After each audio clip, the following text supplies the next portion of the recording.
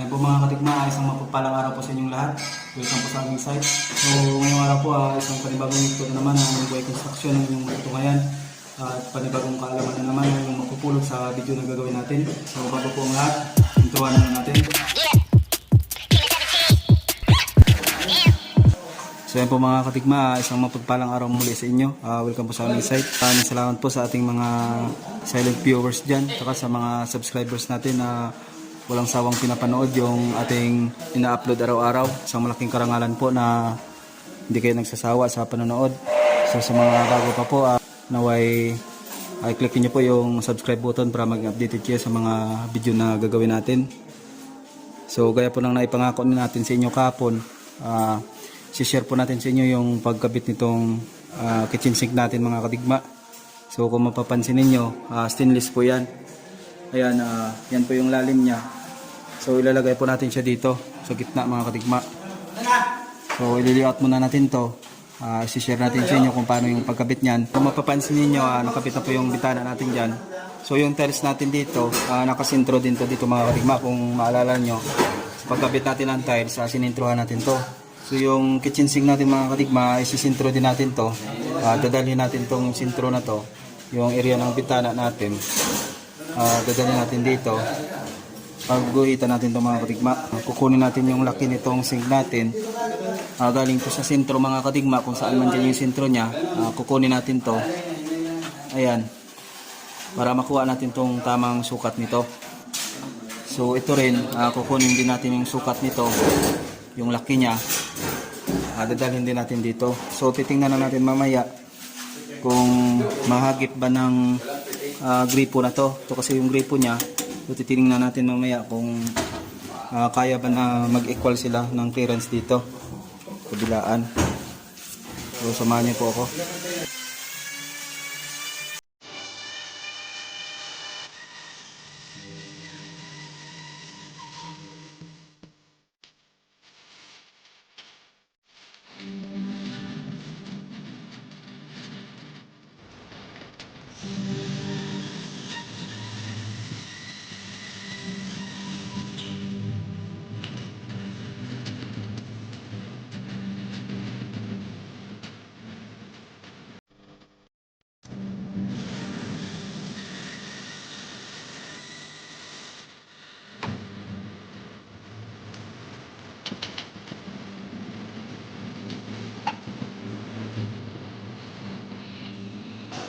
So yan po mga kadigma, ako napapansin ninyo, ano natin yung sintro nito nung magiging sink natin.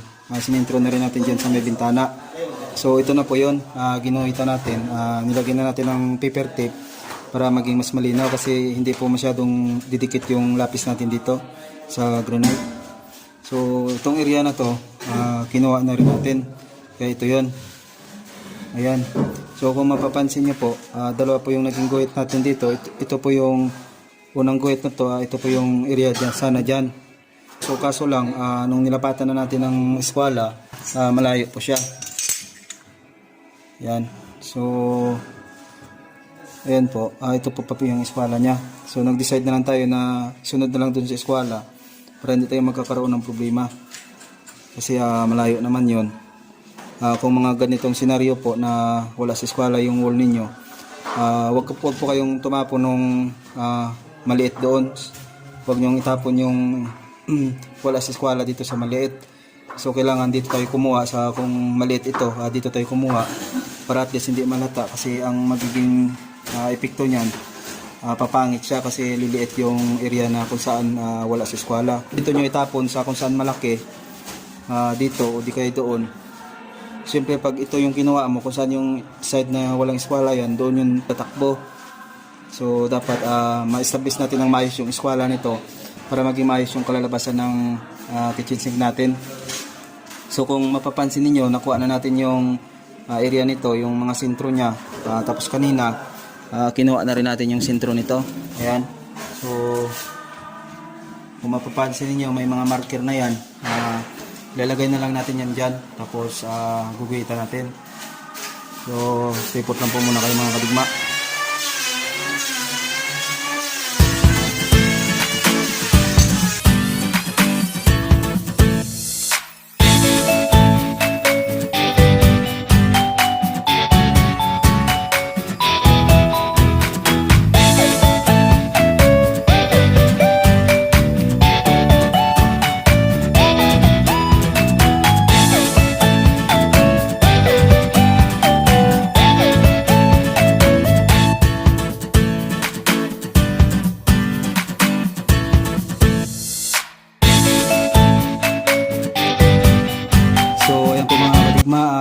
mock up na natin tong kitchen sink natin. Yung stainless na yan, kung makita nyo, naguhitan na natin to. So ito po yung guhit nya. Yung labas po na yan, yan po yung laki ng kitchen sink natin na stainless. So nagtataka ko siguro kayo kung bakit may lagpas to dito na isang guhit. Nakapasok siya. Yung gusto po kasi na mangyari ni architect, parang naka-undermount siya mga kadigma. So kung makikita niyo dyan sa taas ng screen natin, yan po yung magiging itsura niya. Yung mga ganyan natin na mga sink, pinaplas lang natin dito. So buo naman yung loob natin na mauna tong granite na ikabit, kasi nga gawa na alam natin na ipapantay niya lang yung ganyan na pagkakabit. Yung iba nga napapansin natin, pinapatong lang yan. So sa atin kasi, sa mga ibang project natin na nauna, nakapantay po yan mga kadigma. Dito sa, nakaplas siya dito sa top ng granite natin. So ito, design naman ni arkitekto. Ito daw kasi yung gusto ng client natin. So susundin natin. Pagtsatsagaan na lang natin to na tabasin. Nakapasok lang siya ng 5 dito sa stainless na sink natin. So kailangan maging perfect yung pag-grind natin dito, kasi pag sumablay ito, wala na tayong pag-asa dito. So kailangan maayos yung pagkakatabas natin ito. So gawa nga na nilagyan natin to ng masking tape para makita natin ng maayos yung daan ng grinder natin. Ayan. So samahan niyo ako mga katigma, ikakat natin to para masit na natin yung kitchen sink natin.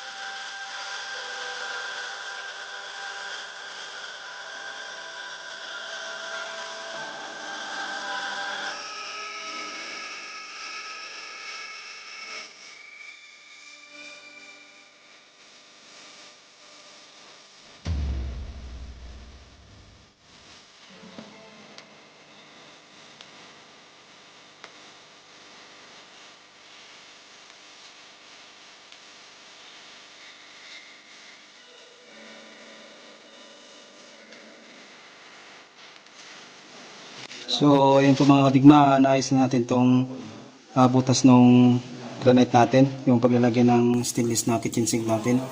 So na-mock up na rin natin to, ikakabit na lang natin. So naayos na rin natin tong mga kanto nya. Inasa na natin to kasi mahirap mag-asa nito mga kadigma pag nakabit na yung kitchen sink. So nilagyan muna natin ng sealant na clear para kung sakaling magugas, pag may sobrang tubig, hindi malaglag dito sa ibaba, para hindi siya magkakaroon ng tagas at hindi mabasa yung mga gamit natin dito sa ilalim ng lababo natin. So ayan po yung purpose niyan, para safety yung mga gamit sa ilalim. So pag nakapit natin yan mga kadigma, tatapalan na lang natin ng simento dito, kasi may mga puwang tayo dito sa ilalim, paikot. Yun yung tatapalan natin ng simento para tumibay yung kapit ng kitchen sink natin. Ayan, pati dito sa gilid niya, lalagyan natin yan. Kung mapapansin nyo, may siwang siya. Yan, malalaki. So nilagyan na natin para makapit yung simento natin mga kadigma. So ayan, samahan nyo ulit kami. Ay, kakabit na natin to.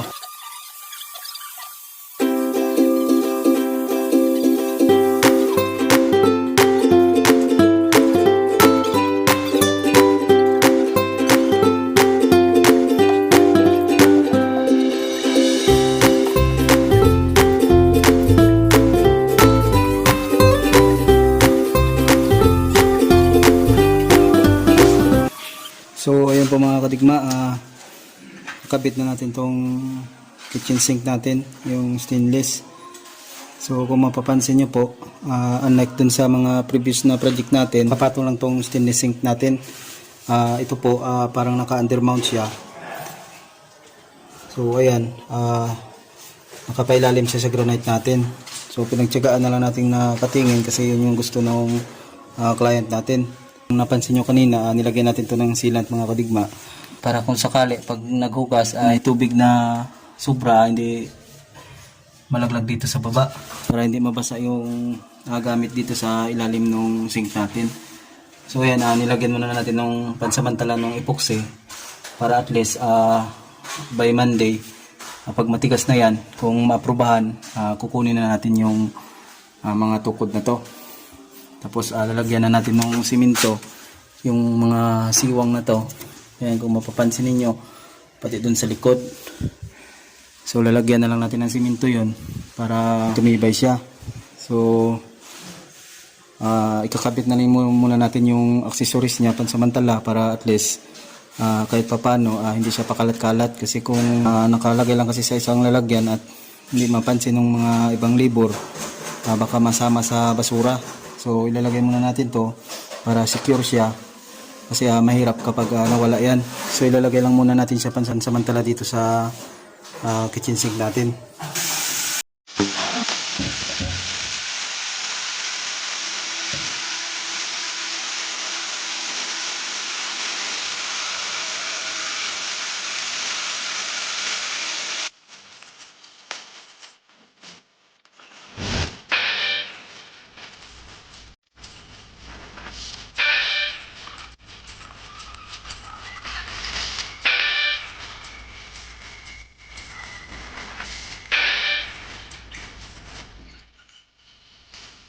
So yung mga kadigma, kabit na rin natin yung mga fittings nito pansamantala para at least hindi mawala. So ayan, waiting na lang tayo ng approval na para ma-fix na natin sa Lunes. Yan lang po muna ngayon mga kadigma. Sa kapwa natin mga kabuhay dyan, naway may napulot po kayong kalaman sa video na ginawa natin ngayon. Maraming salamat po sa mga subscribers natin at sa mga silent viewers na walang sawang sumusuporta sa ating munting YouTube channel, at sa mga bago pa po na nakapasyal dito sa ating munting YouTube channel, naway pa-click po ng subscribe button at papindot na rin ng all sa notification bell para maging updated kayo sa mga video na gagawin natin. Maraming salamat po ulit. Mabuhay po kayo at God bless you po sa inyong lahat.